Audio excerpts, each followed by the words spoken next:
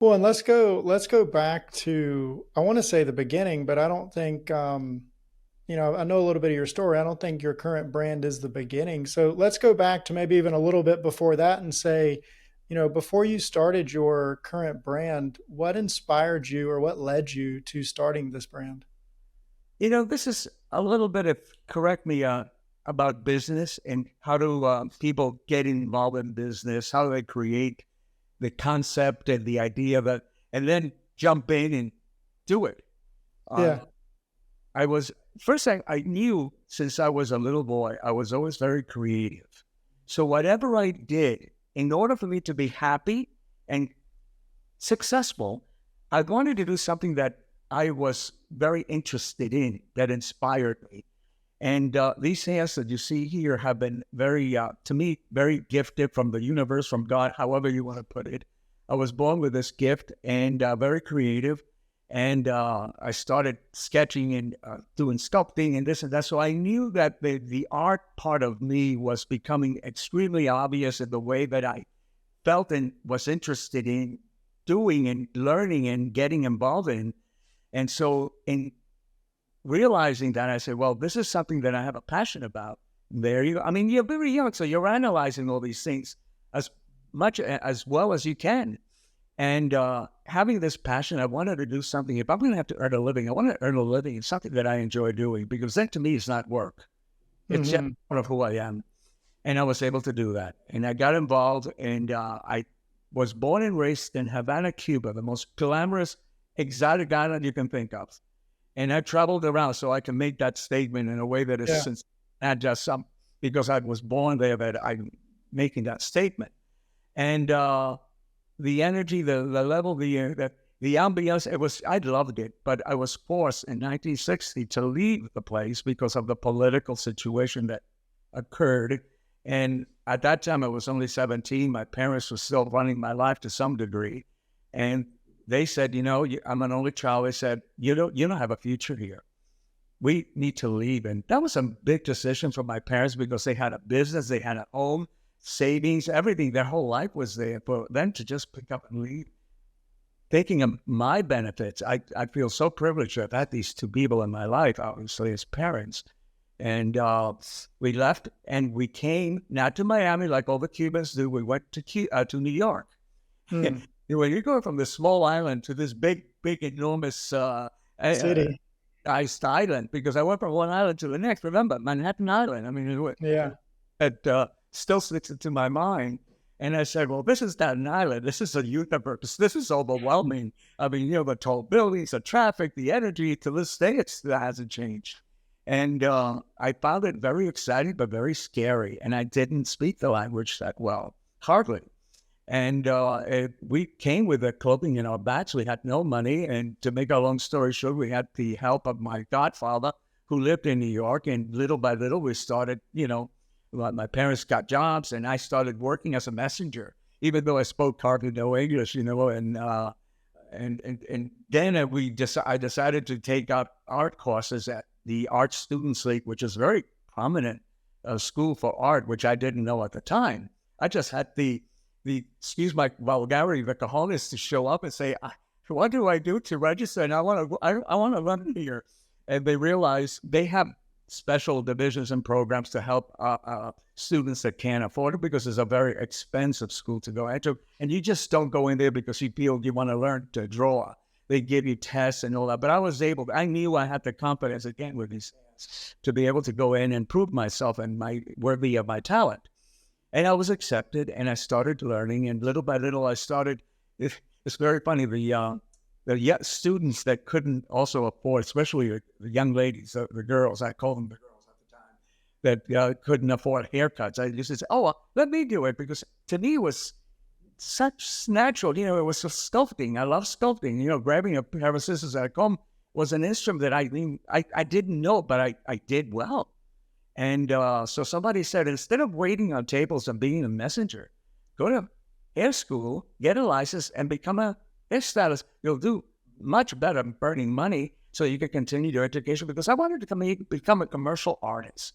But see how these levels of inspiration take you from one to the next. and trying to become a commercial artist. I start by accident cutting a number of young ladies, their students' hair. And next thing, I'm taking courses at night to learn how to, get a license to learn how to cut hair. And I realized when I finished the course, I knew nothing, because that's just the basics. And I'm the type of person that if I'm going to do something, I want to do it with the most incredible skills. And you only learn that as in Europe and in Cuba as an apprentice. Here in America, you don't have that opportunity as much as you do in foreign countries, where schooling is important, but it doesn't give you the resources, the background, the experience, the knowledge, know-how that apprenticeship programs do, whether you're becoming a fashion designer or you go into medicine or you go into law, whatever it is. An apprenticeship is very important. Even I know they do it here in the government in Washington. There's so many people that want to get into government, but you work enough and you become an apprentice, but you learn from the inside out. So I went to a number of famous, I was in New York. I went to a number of famous salons that are incredibly, not only well recognized, but extremely successful, busy, and exciting. And I said, I want to work for them and learn from them, because I just didn't want to go to a local neighborhood salon and start doing here. And you become a neighborhood salon. There's nothing there that, to me, was giving me the ability to expand my horizon, So I applied at Vidal Sassoon, I applied at Kenneth, I applied at a number of what I call high-end salon, Elizabeth Arden's in New York City. And in fact, because of going to apply, I bought a suit. I couldn't afford a suit, but I borrowed money to buy a suit and shirt and tie, just to make a good appearance. And each one, I was well received. I think I prepared myself with a positive attitude to go in and make the best I can with my presentation. And not to go into the whole thing right now, but I sold myself. Let me put it this way. And I'm good at doing that. And they said, all right, if you're that good, they give you a test. So you have to bring 1 or 2 models, usually 2, a given date, and usually it's in the evening when the salon is closing. And then you do your work for a couple of hours, and they see how you cut hair. They want to know that you have something there for them to work with. If you're going to become an apprentice, they're going to spend the money and time to teach you their way of doing things. They want to know that you can carry the ball and run. And so in doing those tests, I was very confident. I did it. I'm very proud of the way it turned out. And I was hired. I was hired first at Vidal Sassoon, who was the most innovative salon at that time in the early 60s in the whole entire city of New York. And he came from London, opened up his first salon on Madison Avenue in 74th Street, I believe it was. And that's where I applied. That's where I went to learn for almost a year as a trainee. And I worked under training me by Paul Mitchell and Robert Pearson, big names at the time that were very famous designers. And eventually was able to go into Mr. Vidal Sassoon's room. You don't do that unless they feel you really have something special. And he works with 3 to 4 assistants at a time because he's so busy and popular. And I became for almost 4 to 6 months an assistant at the end of my apprenticeship in Vidal Sassoon's room. And I learned a lot from it. I mean, what a privilege to be mentored by somebody like that. And that's where I began my career, and that enabled me to then grow into this business that I'm in. I learned about not only cutting and styling and coloring and doing all those things that you do in a salon, but in a more sophisticated, unique way. That apprenticeship program in his salon, as I moved through my life, made a difference. People saw me differently. I started at the top. Usually that's very hard to do, but you go, even as an apprentice, I started at the top, and I did that because I didn't want to waste time. I was hungry. I was ambitious. I believed in myself, very important. And I have the confidence and the attitude to be able to let them know, you're not going to waste your time with me. And as I said, it helped me throughout my career to have that pedigree, that ability to say, I worked and trained and did my mentor, and there's more to it that I won't go into now. But it was a way of preparing myself for the future of my life and the way I wanted it to create and turn out. And after that, I worked at Kenneth Salon, which I also applied, but decided to first train with Sassoon, who had the latest technique and technology in approaching hair in a totally different way than anybody else had. And because of that, they wanted me at Kenneth now. I didn't have to sell myself. I'm coming from a place that they would like to get that technique into their salon. And all of a Hmm. sudden, my salaries went up and my ability to walk in with confidence and get hired without having to do much effort. You see, you prepare yourself in life to kind of orchestrate and organize your outcome, okay? In Hmm. the way that people can be impressed by who you are. Because I think in life, in general, you're always selling yourself. I don't care how good you are, how famous you are, you're always selling yourself. And I wanted to do it in a way that had validity and credibility. And it got me into the Salon of Kenneth, where I met, and as I met a lot of celebrities at Vidal Sassoon that I'm proud to say. And what my godfather, I call him my godfather, the person who helped me a lot was Oscar de la Renta, the famous designer. And that was one of my very first celebrity clients that I got to work on and meet. And because he is from the Dominican Republic, I'm from Cuba. We both spoke Spanish. We're both from the Caribbean. We kind of hit it off. And so he went beyond the needs to help me. And he saw how young I was. He took me kind of under his wing to give me a little bit of help in entering places like Vogue magazine. He introduced me to Diana Hmm. Vreeland at Vogue magazine. He says, I'm using this guy in my collection every time I do my runway shows. He's excellent. He's talented, blah, blah. He sold me beautifully. Now she started working, giving me the opportunity little by little to do editorial work and do the hair, the makeup of this, whatever, for that. And as they saw my work and they got very confident and liked it, I got more opportunities to start working for Vogue magazine and eventually Glamour magazine and that magazine. All of a sudden, now I'm getting the credit in the magazine. So that helps, again, to increase. I was thinking of all this prior to starting my career.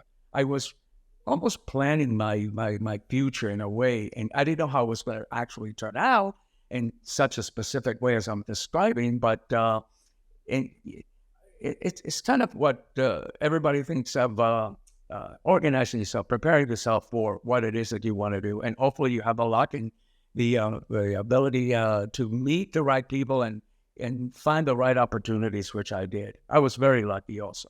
I must say that. I don't know if luck really in business. A lot of people say, "Oh, there's no such thing as luck. You create your luck." I said, "Yes, you do to a point, but there's something there that you need to have that confidence that." I call it the law of attraction kind of attitude to expect a lot. When I was a teenager, one of the first books I read at the age of 19 in English, not in Spanish, was Dickens' Great Expectation. And I love the title, Great Expectations. To me, it was like I tattooed it on my forehead. And Yeah. I've gone through life with that concept and thinking. And you got a lot of experience very quickly from that, like, compacted experience in the 3 or 4 months that you were in that one specific opportunity that you worked your way up to. And then you continued to move to different salons and different opportunities. How long did you focus on styling hair? And excuse my lack of proper terms at any point if I do not use them properly. But how long did you go for styling hair before you moved into starting your own physical brand for hair care? It's funny. In 1974, 75, I opened up my first salon after working for Vidal, after working for Kenneth, after working for Paul Mitchell. I mean, I was really climbing the ladder, but it came a point where I said, no, I want to do it for myself. I want to see if I Mhm. have now, with all the training and the opportunities I've had, if I have what it takes to start my own salon. And I got three after I started with one, then two, one on the Upper East Side, one on the West Side, and one on the downtown and Wall Street. So, Mhm. so that's where my business uh, intuition came in with another business partner. I'm good to a certain point. I'm more creative than I am running a business from the point of view of the books and purchasing and balancing and, the money aspect of it. So I knew I needed a partner for that who had a good business head. I didn't go to business school, and sometimes you don't need to, but it's someone that had that knack. I didn't have a knack as I do with what I do. I know what I do and I do it well, but I don't try to do it and then trip over my own feet.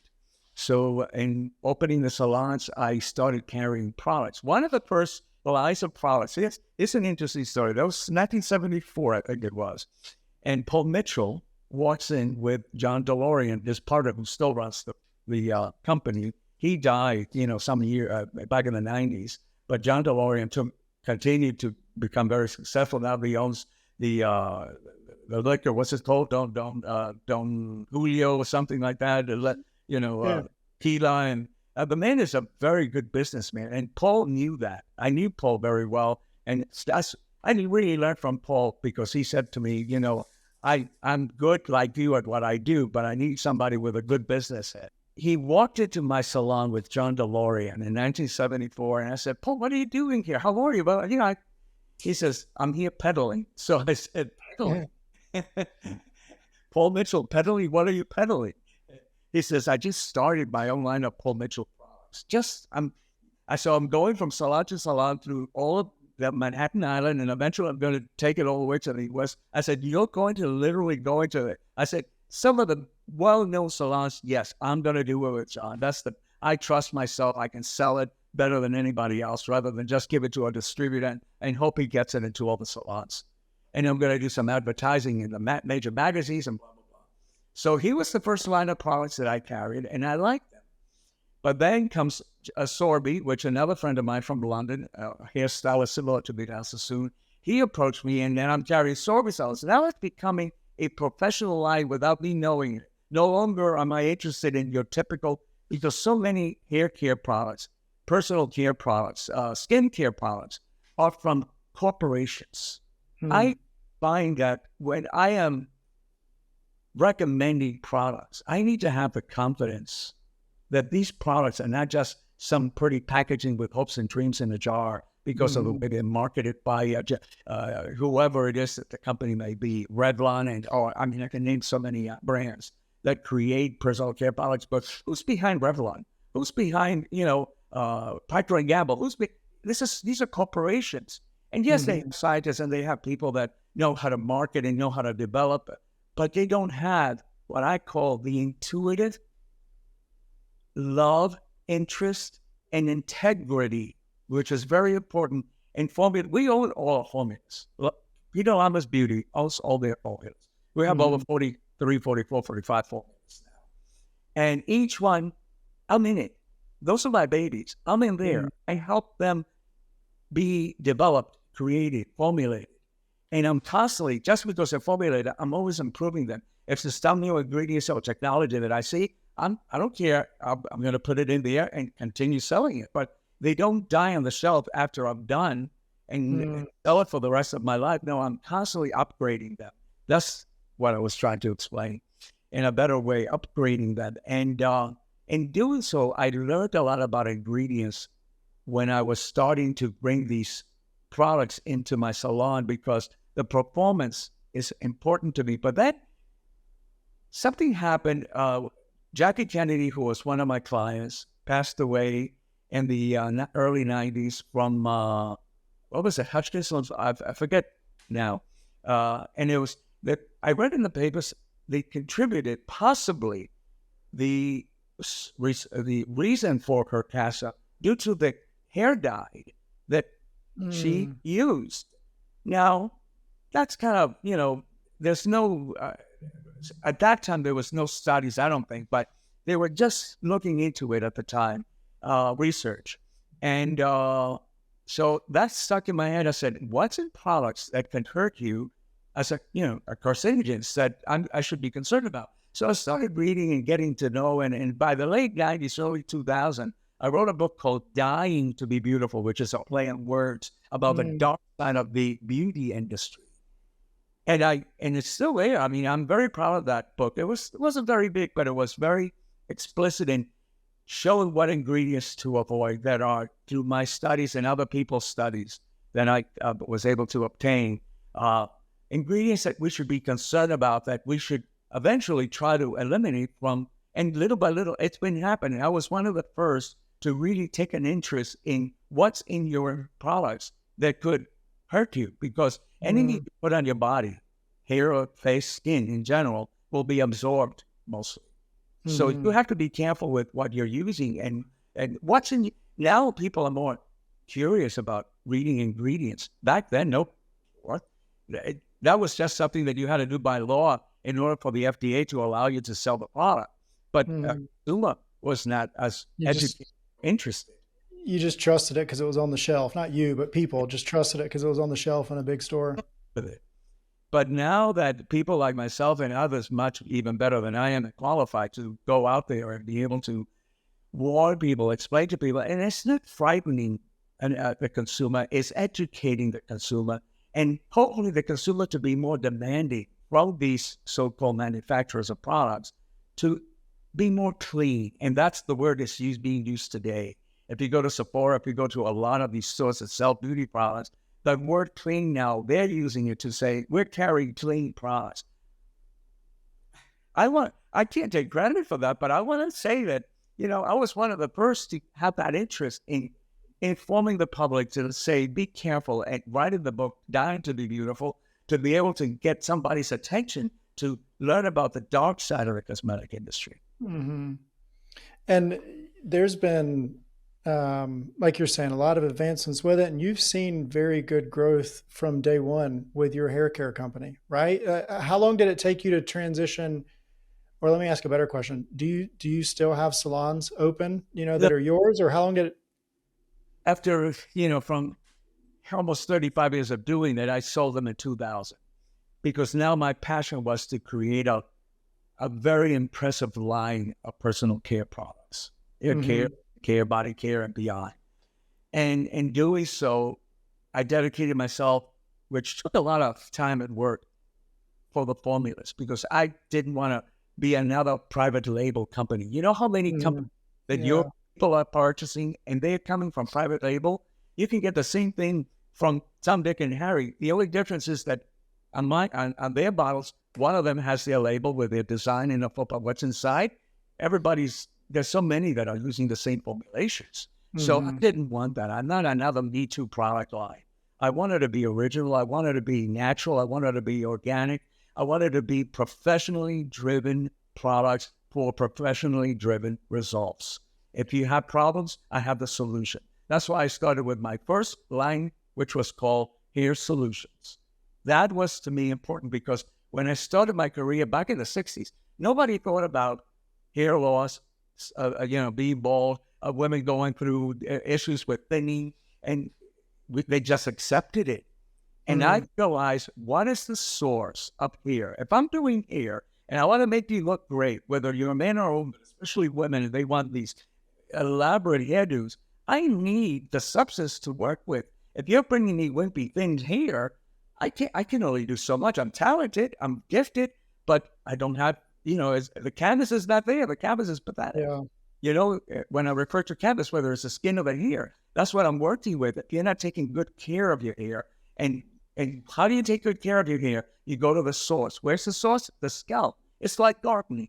You want to garden, you create a soil that is fertile and with a lot of nutrients in order to produce the plants, the flowers, the vegetables that you do. Because if that soil is not well maintained, it's going to be pathetic when you're growing from that. Hmm. So no difference with your hair and the scalp. The scalp, your hair is the extension of your scalp. And that's what I try to educate people. Keep that in mind. Hair is the extension of the scalp. So a well-nourished, maintained scalp is what will, in time, it doesn't happen overnight, in time start showing and improving and providing beautiful quality hair that people like myself I can approach and really create magic. But now I have something to create with. So that was my education, starting my first line for scalp care, hair growth. It, it's been amazing. And we have something that really is natural. It doesn't have the minoxidils and all these other, what I call chemical-driven ingredients that can be, if you check on it, Google, don't even take my word, and we don't have the time to go into it, that can be very concerning for the body and your health. So I wanted something that was, and the word that I want everybody to remember, my products are potent. That word potent to me is very serious. That means to me that they work. That if you hear from me in my advertising or what it says on, this will help you grow here, this will help get rid of lines and wrinkles in time, and I don't mean in a long time, but within a reasonable amount of time, you will notice a major, major obvious improvement. I mean, I can say with my skate care, if you can count a wrinkle on my face, I'll give you $20 for each wrinkle. And look at my hair. I mean, I am I'm in my 70s. I'm not going to even go too far with that. But I have more hair than I know what to do with. I have as much hair today as I did when I was in my 20s. That's because of the product. I'm a product of the product. I'm not trying to, it sounds like a commercial, but I'm being very sincere and passionate about what I've got because I've worked very hard to educate myself and develop formulations that I'm proud and confident that when people use it, they're also going to feel the same way. I love that. And, it sounds like obviously having a very good product helps growth, right? Because then people share with other people what they're using. I know that you said education has been an opportunity for you, and it sounds like that's driven some success. And in an offline conversation we were having, I know you said PR was a big thing for you as well, but what do you think has been one of or the biggest drivers to help bring growth from a marketing perspective for your brand? I think it's two things. You have to have, as you just said, a good product that delivers results. That people, when they use it, I count on people's word of mouth to sell my products. That's very important because that is a very powerful concept, word of mouth. But if you don't have a product that impresses people, because when they use it, they go, I'm into texture, smell, color. Packaging is the last thing I do. It's what's inside that to me is very important. Most companies go about the packaging outside. How can we attract them with beautiful packaging? And then they use it and it's kind of ordinary. I'm not an ordinary person to develop ordinary products. Second thing is marketing.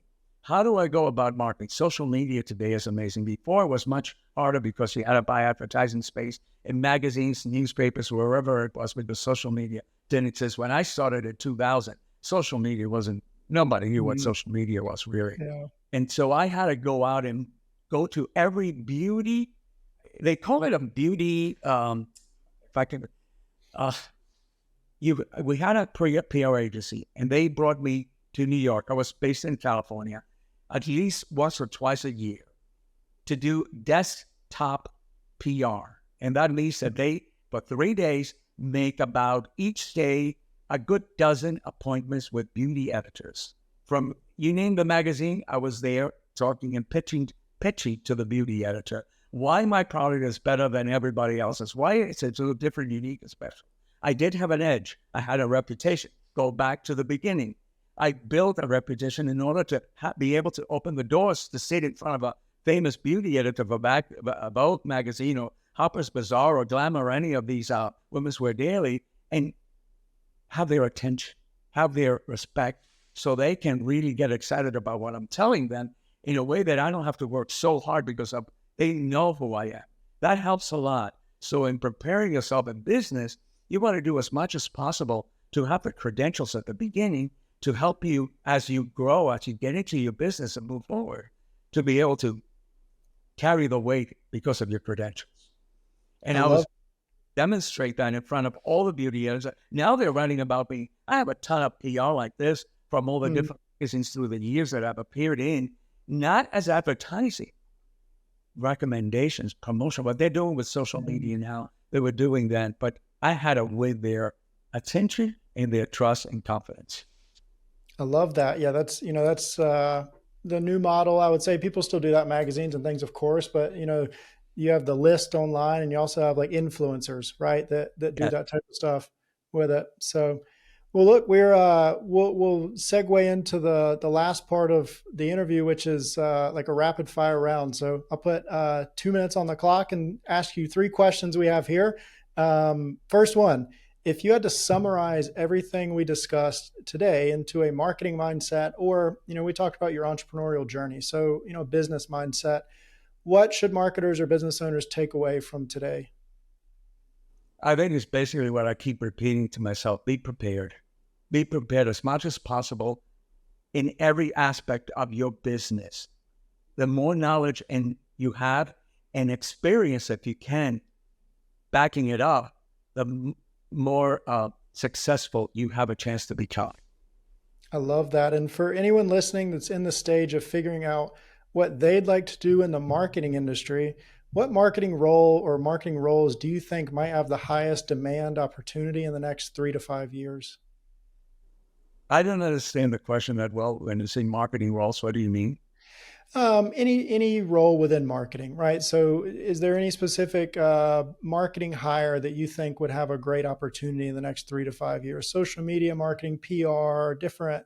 I think they all count, especially today. I mean, I was just in Florida doing a special, my first show on Amazon, but with two ladies that are just amazing. They have an enormous audience. And just in the first few, I would say, minutes, and I mean minutes, we had over 3,000 growing and growing and growing. By the end of the show, which was 1 hour, I was blown away how many eyeballs they attracted through Mm, their own advertising campaign for the sake of me promoting our products through that on Amazon. And we're going to continue this relationship and grow it. I'm always looking for avenues that people already have created for me to join them in marketing. I don't always want to do it myself. If I, it takes money, it takes time, it takes a lot of attention and effort to start creating a good marketing campaign. Yes, we hire PR firms. All that is wonderful. You have to, but for marketing, you have to start with having a budget because it's hard to get somebody for free. And we've done it, but it's hard to get somebody for free to promote your product in a way mhm. that is significant. So don't start a business if you don't have sufficient funding set aside for advertising and marketing, especially marketing and social media. TikTok is big now. I want to get into TikTok. So that's my next goal, TikTok. And Amazon, we're growing and growing. And I was on QVC for 3.5 years. I eventually got my own show. I'm good at talking. That's the big leagues. When they said, "Oh, go to QVC," I was a little intimidated because I said, "That's a lot of pressure. They go by time. You better sell. You go by the minute. If you don't sell by the minute, I don't care how famous you are." The Kardashians couldn't make it on QVC. I was told. I'm not sure about this information. As big as they are with all the followings, because it's about sales. If you can tell that audience what you're selling, they need to buy in a way that is Mhm. convincing, they'll love you. I was going $23,000 a minute. I'm very sincere about that. That's why they gave me an 1 hour show. You don't get a 1 hour show on QVC because you look handsome. And you're able to talk a little bit and, you have some passion. No, no, no. They want to know that what you are communicating, I love audiences. I love people. That's important for me to know because when somebody sits in my chair, that's why I built a large clientele. I like the person. I was interested in hearing them. I'm a good listener. People know that. They pick up on that. It's amazing. We don't have time for now the psychology that goes also in business. That passion, that sincerity, that knowledge, but that connection that you need to have with that audience, whether you're advertising in a billboard or whether you're advertising in a page on a magazine or doing it on social media. What is it that you're saying that is so important? I'm always involved with that connects with that person to motivate them. I love that. And last question for everybody listening. Tell us, where can anyone listening connect with you or learn more about your brand? PeterLamas.com. Go there and my social Instagram, Peter Lamas Products, Peter Lamas Beauty, and that'll lead you also to Facebook. And we're growing now, even bigger now with that social media approach to promotion. Perfect. Well, Peter, amazing life story you have. Awesome journey that you have coming from Cuba to America and then working your way up from delivery to, cutting hair to then owning your own brand. And I appreciate you coming on the show today. Can I say something there? Yeah. Listen, you create your limitations. There's no Mhm. limitations. You just have to be somewhat intuitive, confident, and clever to be able to say, I'm going to find a way how to do it. You can't force it, but you just, it's in the momentum of your journey that you start seeing that becoming a reality with that attitude. There's a great book on that called The Big Leap by Gay Hendricks. It's on upper limiting beliefs that we Yes. put on ourselves. Yes. Yeah. Well, Peter, I appreciate you coming on today. Thank you for having me. It's been a pleasure. And by the way, I was wearing a black t-shirt and I took it off just because of what happened we first met. You don't want to be matching. I wear black t-shirts often then because I forgot I was wearing one the first time. But yeah. Have a good memory. Yeah. Oh, and put this on. Yeah. I love it. Well, I appreciate you coming on today, Peter. Thank you so much. Pleasure.